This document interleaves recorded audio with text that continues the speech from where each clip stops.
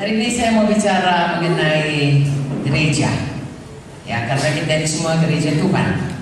Memang namanya GKI, tapi yang sebenarnya kalau dimaksud dengan gereja itu bahasa Amerikanya itu eklesia.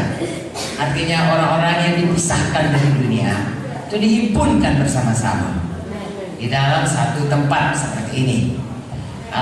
Tetapi kita karena warga negara Republik Indonesia, kita harus mendaftarkan diri ke Departemen Agama. Tapi sebenarnya kita ini ya ada lagi warga negara kita yang lain, yaitu warga negara sorga.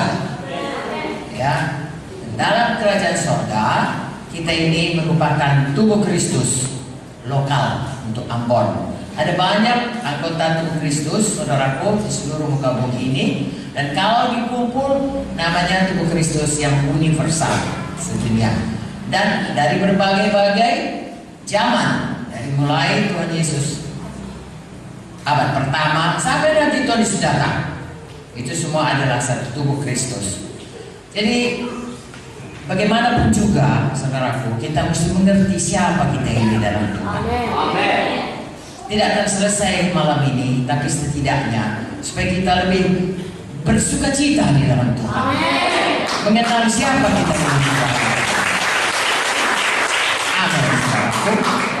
Jadi kalau mengapa kita dipanggil dengan nama eklesia atau dengan gereja atau dengan artinya dipisahkan dari dunia? Karena memang kita sudah dipisahkan Tuhan dari hidup duniawi. Bukan berarti kita keluar dari dunia ini, tetapi dunia ini ada sistemnya yang sudah di bawah hukum dosa. Pada waktu Tuhan menciptakan dunia ini, Dia menciptakannya baik sekali. Kita bisa baca di dalam buku Kejadian. Sampai manusia pertama, yaitu Adam dan Hawa, berdosa lalu berubah. Kita membaca, saudaraku, bagaimana kutuk turun. Kutuk dosa itu turun sehingga manusia, kalau tadinya dia hanya menikmati Taman Eden yang sudah disediakan Tuhan begitu baiknya, ya, tetapi kemudian menjadi harus berkeringat, saudaraku, ya, kerja keras.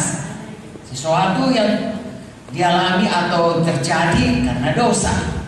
Dan seterusnya generasi demi generasi sampai kepada kita ini. Jadi dunia, orang-orang yang tidak mengenal Tuhan bertanya, kalau memang Tuhan itu baik, kenapa ada bencana, kenapa ada tsunami, kenapa ada orang bersinggungan, kenapa ada mutilasi, kenapa ada orang memperkosa dan lain sebagainya, mencuri, korupsi. Nah, saudaraku, walaupun Tuhan baik dan Dia pada awalnya menciptakan manusia, tetapi kemudian manusia diberi kehendak bebas untuk patuh kepada Tuhan dengan kehendak bebas, karena manusia itu bukan robot. Tuhan tidak suka, saudaraku, kalau manusia itu patuh kepadanya seperti robot. Jadi Tuhan berikan kehendak bebas seperti Adam dan Hawa. Semua buah batang kayu boleh kau makan kecuali yang satu. Pilihlah untuk patuh kepada Tuhan. Amen. Tetapi ada yang tidak patuh, saudaraku. Makanya kita melihat dosa merajalela di mana-mana, dan ada akibat dosa dan ada kutuk dosa. Roma 3:23 berkata, semua manusia sudah berdosa.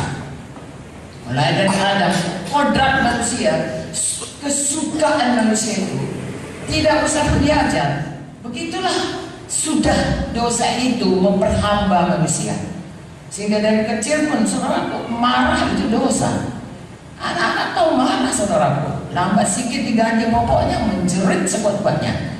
Dia nggak peduli mamanya banyak kerjaan, enggak. Memang dia belum bisa ngomong, tapi setidaknya dia bisa sabar, ya, karena kasih itu sabar. Tapi dia tidak di situ. Ya, mempunyai dorongan, ya, untuk itu. Itulah akibat dosa. Itu sebabnya ada sistem dunia ini yang sudah jatuh kepada dosa, menjadi hamba dosa. Karena kepada siapa kita patuh, kita menjadi hambanya. Adam Hawa patuh kepada suara setan. Tuhan bilang jangan makan, setan bilang makan, boleh. Dia turut setan, maka dia hamba dosa. Sampai sekarang kepada kita oleh satu orang. Roma 5:17 berkata demikian. Karena satu orang, kita pun semua sudah ikut-ikutan berdosa. Lalu kemudian saudaraku, upah dosa itu maut. Roma 6:23. Karena di surga itu nggak ada dosa. Selama dosa itu belum diselesaikan, maka manusia dunia ini, semua manusia dunia ini, ujungnya harus ke neraka. Upah dosa maut. Tapi pada ayat yang sama, Roma 6:23 berkata, tapi kasih karunia Tuhan adalah hidup yang kekal dalam Yesus Kristus. Sebab begitu besar kasih Allah kepada dunia ini, sehingga barang siapa yang dia memberikan anaknya yang tunggal, siapa yang percaya kepadanya tidak binasa, tapi beroleh.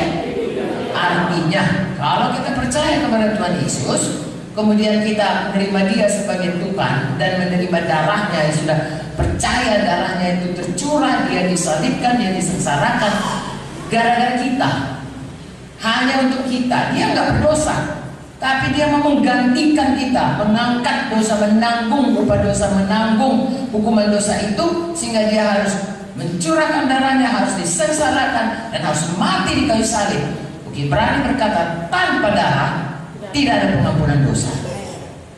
Buktinya saudaraku, waktu Paskah pertama, pada Paskah pertama kita melihat semua orang Israel disuruh taruh darah di kosen pintunya. Kalau tidak ada darah, akan ada kematian anak sulung di situ. Bahasa Inggrisnya Paskah itu disebut Passover. Passover. If I see the blood, I will pass over you. Kalau lihat darah itu, aku akan lewati rumahmu. Itulah artinya.